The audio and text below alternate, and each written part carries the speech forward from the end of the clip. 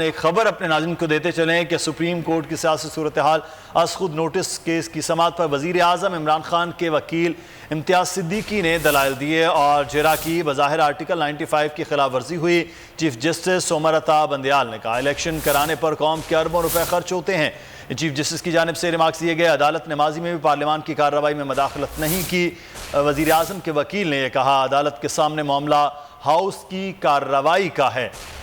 یہ بھی وزیر اعظم کے وکیل نے اپنے دلائل دیتے ہوئے کہا کہ ایوان کی کارروائی عدلیہ کے اختیار سے باہر ہے۔ عدالت پارلیمان سے اپنا گند خود صاف کرنے کا کہے۔ امتیاز صدیقی نے کہا کہ اسپیکر نے تحریک عدم اعتماد 28 مارچ کو کیوں مسترد نہیں کی۔ چیف جسٹس کی جانب سے کہا گیا کہ اگر آئین کو نقصان پہنچنا ہوتا تو منحرف اراکین کی رکنیت ڈیپٹی اسپیکر معطل کر سکتا تھا۔